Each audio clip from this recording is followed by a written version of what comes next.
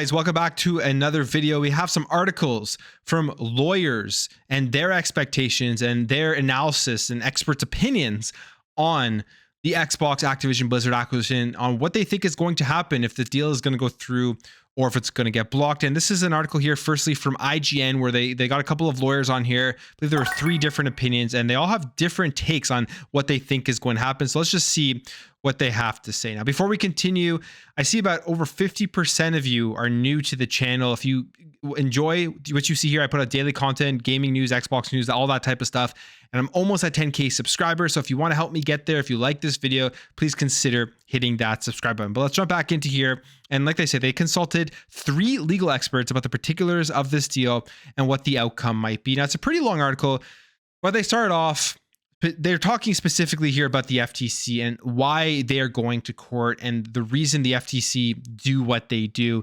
And they say in the US, it is job of the Federal Trade Commission to stop business practices that are either anti-competitive or likely to reduce the competition in the market and lead to one company controlling prices, quality of goods and services. And obviously what they are thinking here is this deal going through is going to give Xbox and Microsoft an anti-competitive deal, an anti-competitive place in the market where they're going to be able to control such massive games like Call of Duty and reduce the quality of those games on other platforms, or in general take those games completely off the other platforms, which is something that we've already seen Microsoft push back against by offering 10-year deals to Nintendo and to Nvidia to keep Call of Duty there. And they've specifically said the game is going to have parity with features and content. So you would expect that the game is going to be same across all of the platforms.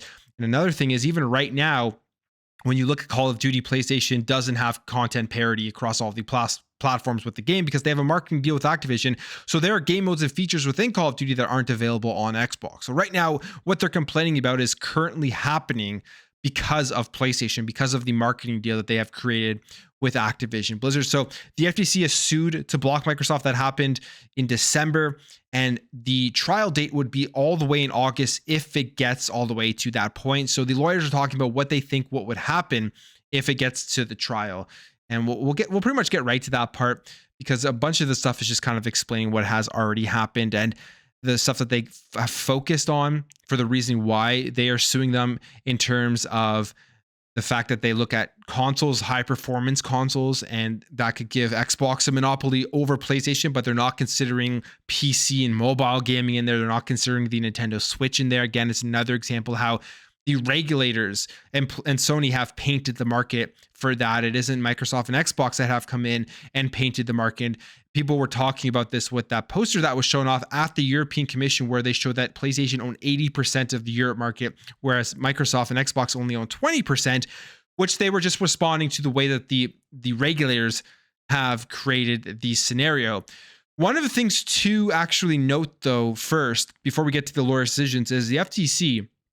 We know one of their big things, they're part of the Biden administration, and they are trying to prove that they are this big, strong regulatory government department that will go in and you can't mess with them. That's essentially what they have said that they want to do. And if they are able to block this deal, that will send a message to companies everywhere that they're serious.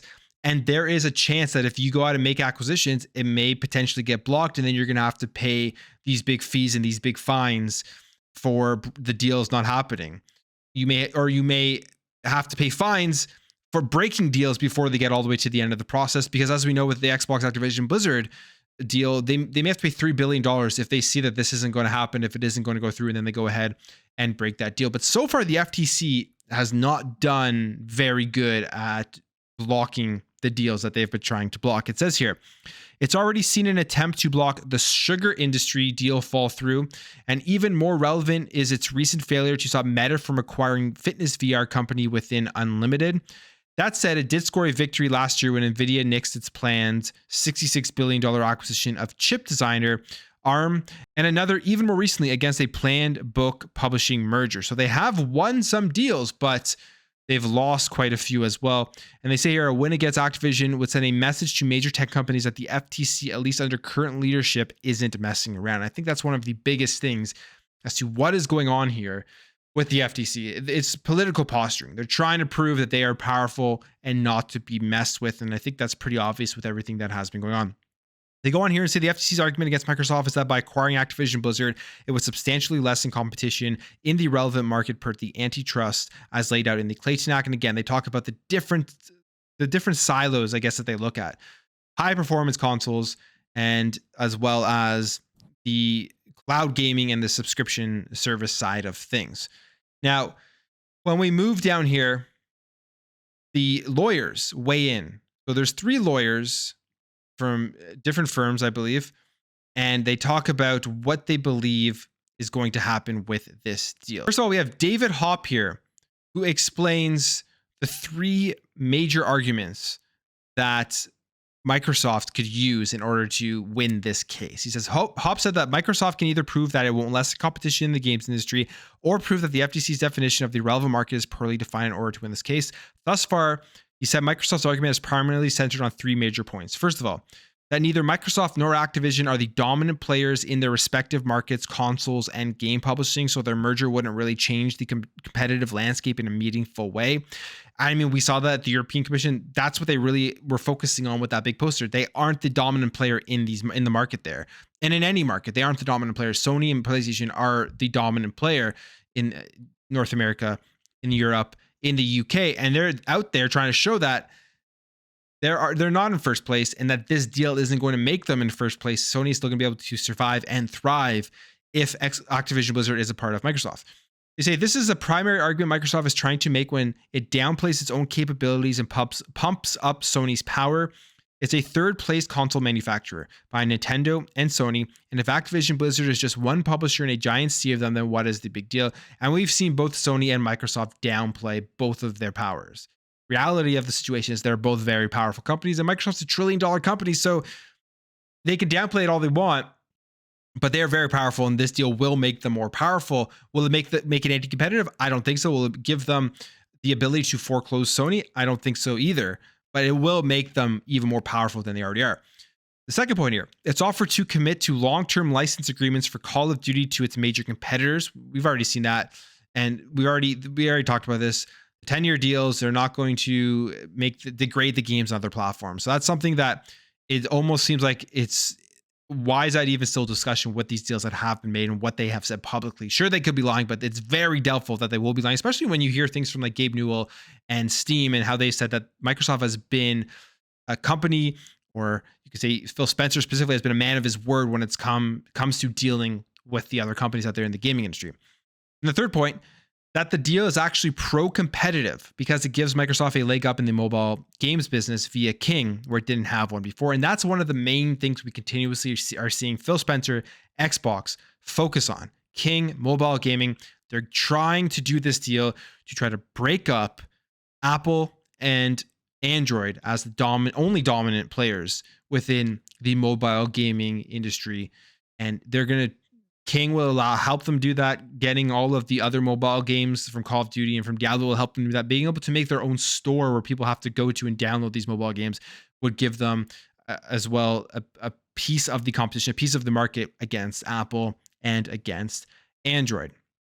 So those are the 3 points that this lawyer here, David Hopp from Gamma Law, I believe, David Hopp from Gamma Law, thinks that Microsoft is going to be able to use in order to win this case against the FTC. Now we have Sam Castry here from Sam Castry Law.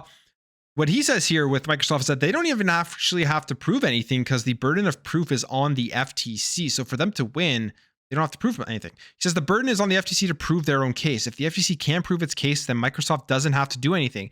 Practically, however, Microsoft will be gathering all the evidence and arguments that it can in order to show that their buying Activision is unlikely to lessen competition or create a monopoly.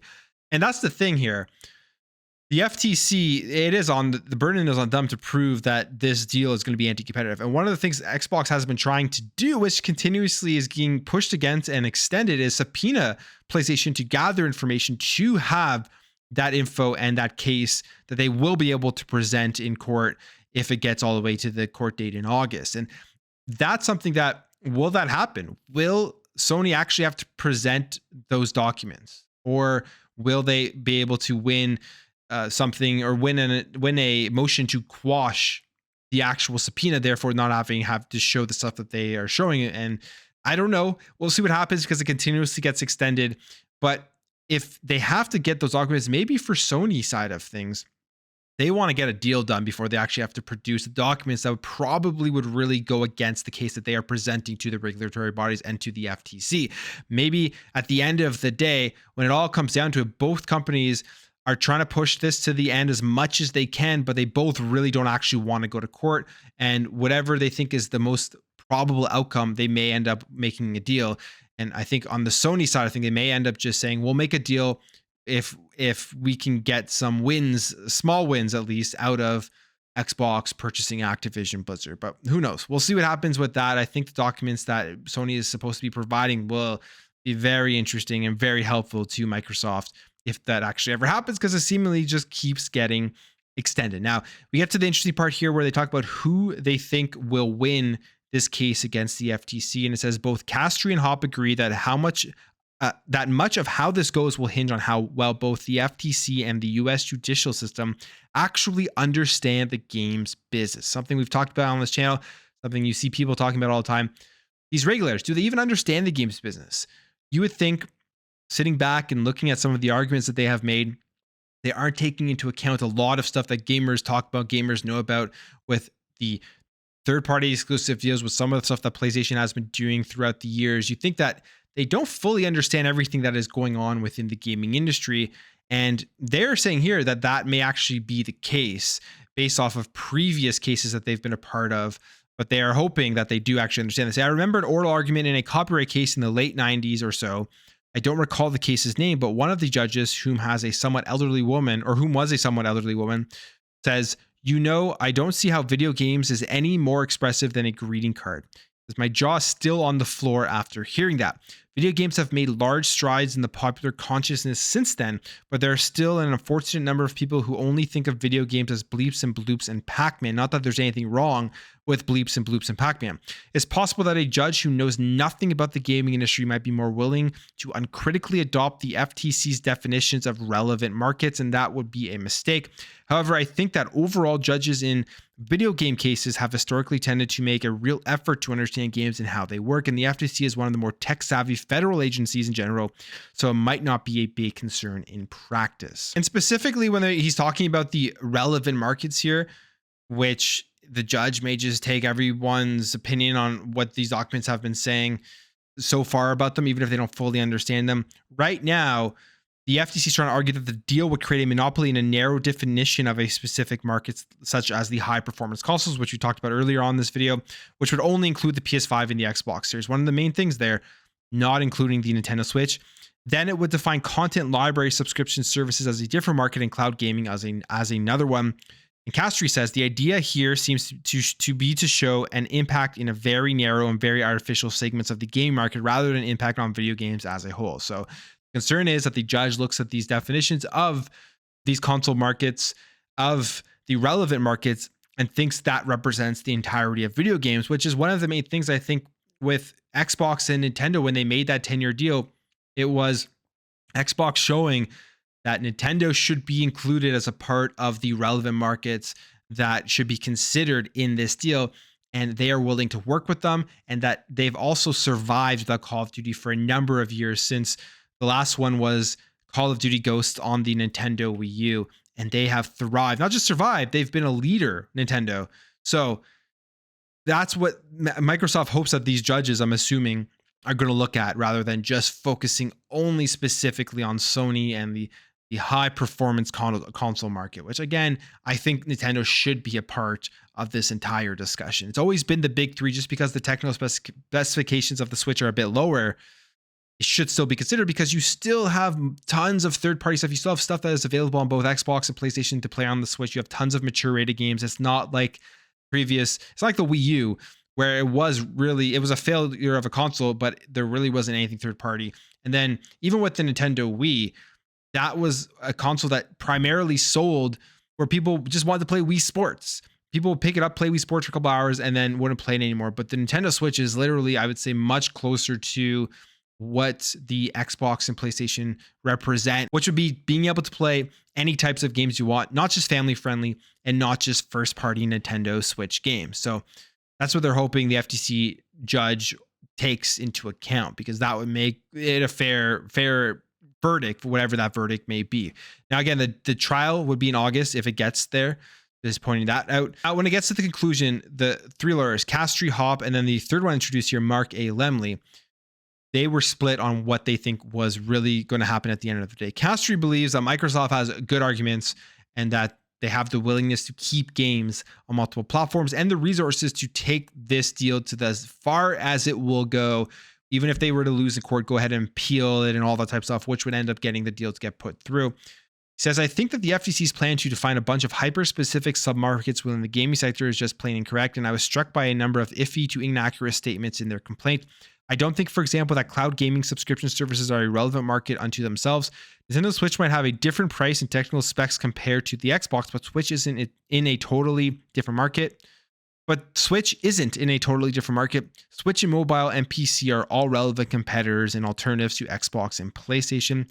Now, Lemley, who is the third lawyer here, agrees with Castry that Microsoft would likely take the case as far as it could possibly go, but believes that the FTC will be victorious. And this is what he thinks. I think the big underlying question is interoperability. Microsoft's competitors are worried that if it buys a big maker of games that right now are playable across platforms, they will release future games just for Xbox or maybe Xbox plus PC. I think that is a real risk. I think the FTC has a strong case that interoperability is important and is at risk. Microsoft has offered to make some concessions to keep certain games like Call of Duty open, but it's not clear how enforceable those promises would be. Previous experience with conduct-related promises suggests they don't end up being a good substitute for structural merger remedies. The real uncertainty for the FTC is that the courts have been writing more and more limits into antitrust law, and the FTC will have to persuade the courts to read the law more broadly. Then we have Hop, or Hope, however you want to say this lawyer's name, that believes that the FTC might dissuade Microsoft entirely, even if it can't ultimately prevail. I guess essentially saying they think Microsoft is just going to bow out of the deal. He says the cost and uncertainty associated with this acquisition for Microsoft has gone up significantly now. I would be surprised if there is not a serious consideration given to canceling the deal and paying the breakup fee, if it would apply. If they do go ahead and don't reach some interim settlement with the FTC, I think they would prevail. It's possible they would even win in August before the FTC's own judge, which is what happened recently in another vertical merger case. So he thinks they'll win, but they may bow out because it's getting too costly. And that, I think, would be the most interesting outcome out of all of this, because I wonder what Xbox would do. My assumption would be they would take all of that extra money that they have, besides the breakup fee they have to pay, and go out and start just money hiding games left and right. Third-party deals, timed exclusives, all of the type of stuff that is currently going on primarily right now with PlayStation. And now Xbox will start doing this. And I think for gamers, that is probably the worst possible outcome. At least at the end of the day, if this deal goes through, games that are within Xbox Game Pass are accessible on multiple devices. And Microsoft has already said they're keeping Call of Duty available across all of the platforms. And I just think the fact that Game Pass is such an accessible platform out there, such an accessible subscription service, and it democratizes gaming, it's better having that than having timed exclusive deals and third-party deals, just from a gamer's perspective. Now, there was also Superdata CEO Joost van Drunen, who suggests that their discussions, as well as Microsoft-owned talks with the FTC and the CMA, may result in another path, which is divestiture. But we also know Brad Smith came out with the EU stuff and saying that, at least for Call of Duty, and I'm assuming they would think this way with everything involved with this deal, that divestiture is not realistic. I don't see Microsoft doing that, but this analyst thinks that that might be an option. So there you have it. Those are some lawyers and then that analyst who have their opinions on what they think is going to happen. And it's all different. They all have different opinions going on here. And this is how speculative all this is and how unknown right now we are in terms of what's going to happen with the Xbox Activision Blizzard acquisition. And finally, there was also this article here from equityreport.co.uk, where lawyers are actually cautiously optimistic over the outcome of the Microsoft Activision Blizzard acquisition. Just some quotes here from the article. Is behind a paywall. It says, it looks like Microsoft ABK will propose to the EC and likely the CMA an official package that will comprise the offer of a 10-year license for all ABK games, which, again, unprecedented for a company to license all their games out for 10 years for their first-party games. says this remedy will be market tested as usual, and they expect the acceptance of the majority of the market, with 1 or 2 exceptions that shouldn't be enough to block the deal that would go forward with a conditional clearance. And then IDAS rolled up this article. I'll just read through it. One lawyer following the case noted that the EC accepted similar remedies last year in Meta's acquisition of Customer. This lawyer also expects way more opposition from the CMA, who left the door open, or the door barely open. A second Brussels-based lawyer believes that the remedies offered by Microsoft will be enough for the European Commission, noting that the timeline of the EU investigation is almost in step with the CMA. Says the CMA is looking at a theory of harm that the EC has already dismissed, so there are some differences on the substance. But I would be surprised if the final decisions are fundamentally inconsistent. It goes on and says it looks like the EC is only worried about competition being reduced in the markets for the distribution of console PC games and PC operating systems, nothing about cloud.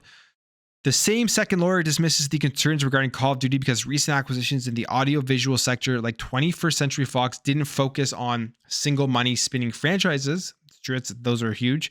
The second lawyer also says that Microsoft is offering provisions ensuring that Sony gets the games at a discount of the Microsoft price and any new version of the game at the same time as Microsoft. So that's a very interesting point, because as we know, Sony right now has a deal with Activision Blizzard, and I guess Microsoft is going to continue along with making a deal for Sony, which to me, it would be just crazy. That's something I don't see why they would want to do that.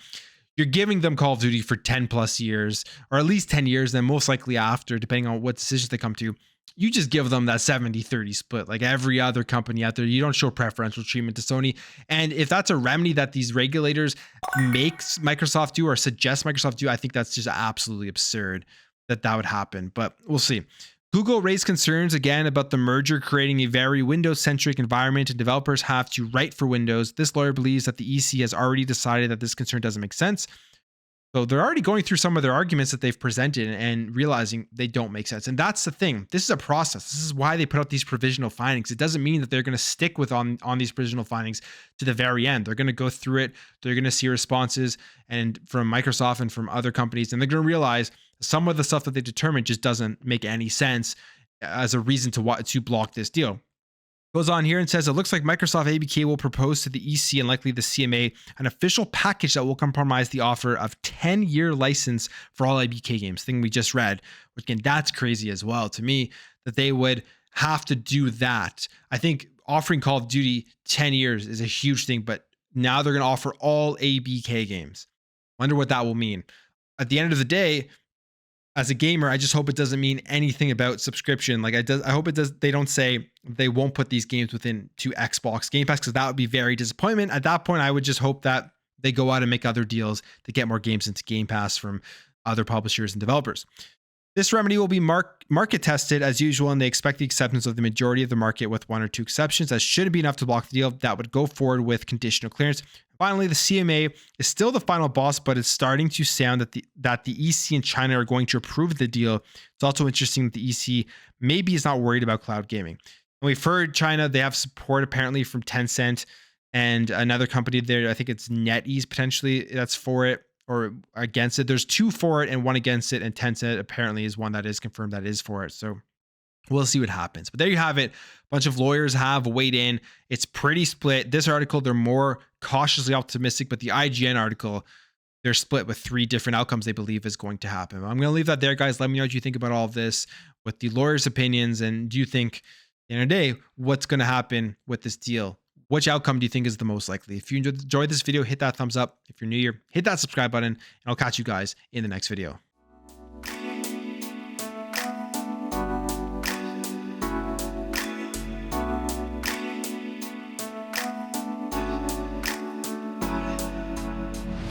Bye.